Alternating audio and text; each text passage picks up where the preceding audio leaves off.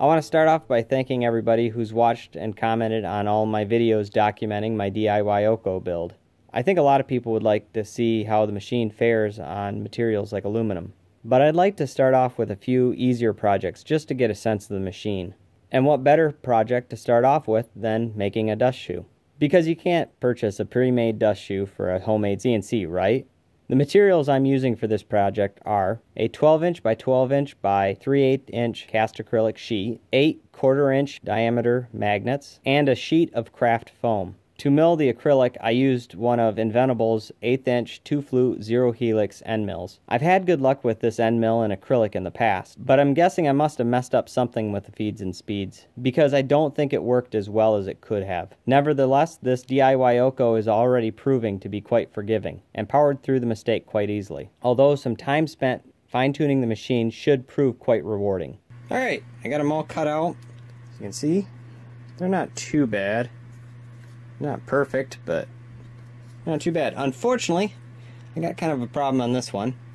One thing that I knew I had to do is I have to mill out the magnet holes on the other side. So I'm going to have to figure out a jig to flip it and have it so it's, you know, in the right spot and I know where it is so I can mill those 4 holes out. I also made a fatal error. This ring right around here actually needs to be cut down too. I think that what I'm going to do is mill out a pocket that's the same shape as this so I can set it down in, and then I should be able to mill out that little area for that, and then also then flip it over in the same thing and mill out those 4 holes. Alright, well, we got it all cut out. As you can see, fits in there actually pretty good. I think I'm going to try holding it with some double-sided sticky tape, and then when we flip it over for the magnet holes, we'll be able to just do that, just like that.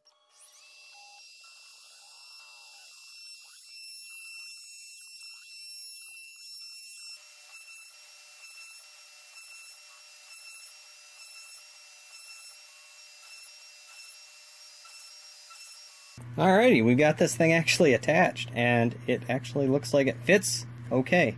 One thing to note, however, is that the screws that came stock with the spindle, the ones that mount from the bottom into the push button that locks the spindle in place, were not long enough. So I had to scavenge a couple off of something else. The next thing I have to do is get the magnets put in the other half so that it can actually, you know, snap up and lock in place. Which it looks like it fits pretty good. So that'll be nice. And then also I've got to figure out how to make some bristles. So, guess we got our work cut out for us. Alright, so I've got my craft foam right here, which is going to be what I make the bristles out of. Now, to cut it, I've got kind of a contrived way of doing so. I'm going to try this. What I've got here is a drag knife insert for one of those little tiny craft drag knife setups. I bought it off of Inventables. I can't even remember what the name of the machine it's supposed to be for. But what I've done is I turned on the lathe a piece of Delrin and then threaded it with 1/4-inch 20 and glued that into the middle of it. Then I have a 1/4-inch shank end mill that has a 1/4-inch 20 thread on the top of it, and I've ground off the end mill part so it fits up into the collet better. And pretty much it's just one of those situations where I screw that down in there, tighten it up, and boom, I have a $12 drag knife. Maybe. I don't know. Alright, so either this is going to work awesome, or we'll always think it should have. But here we go.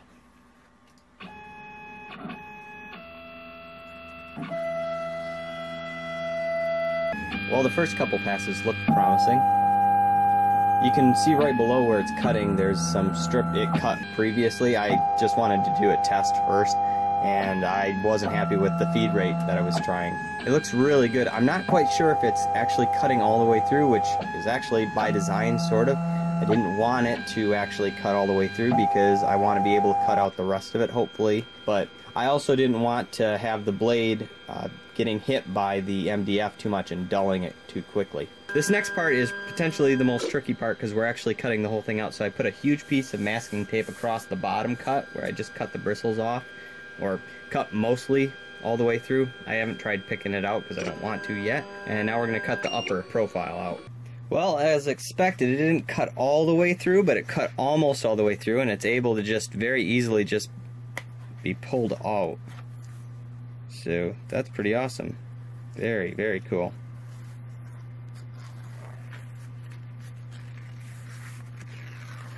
Look at that.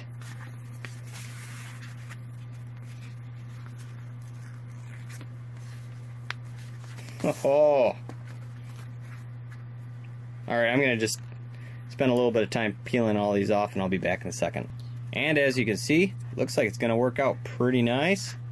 Just got to glue that on, cut it to size and glue it on, and it will be fine. Alright, so the bristles are done, and they turned out nice. It's really, really cool. It just pops off. I still got the drag knife on there, but yeah, that is how you do it. I got a little overzealous with the super glue there, if you may or may not be able to tell, but it doesn't matter. It works just fine. Boom. Now all I have to do is get a whole rigging set up for the vacuum hose and everything, and it should work. And before I go, I want to give a shout out, special thanks to Improbable Construct.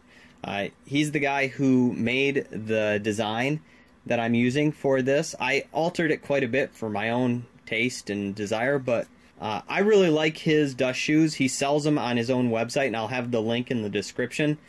So if you're interested in having a dust shoe and you're like, I'm too lazy to make one, go over to his site. I think they're about $100. I've had one of his dust shoes for my DW660 since I started with my Shape-Oko too, and the craft foam bristles have lasted all this time.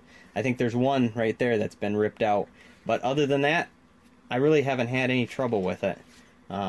Which I have no use for that anymore, so I might have to give that away or sell it or something. But it's been a pretty good dust shoe, and so I wanted to definitely recreate that for this machine. So anyways, don't forget to like, comment, subscribe. You know, it's been a fun little project. It was really enjoyable to see the machine run for the first time, really. It definitely worked out great. So have a great day, and I'll talk to you later. Goodbye, internets.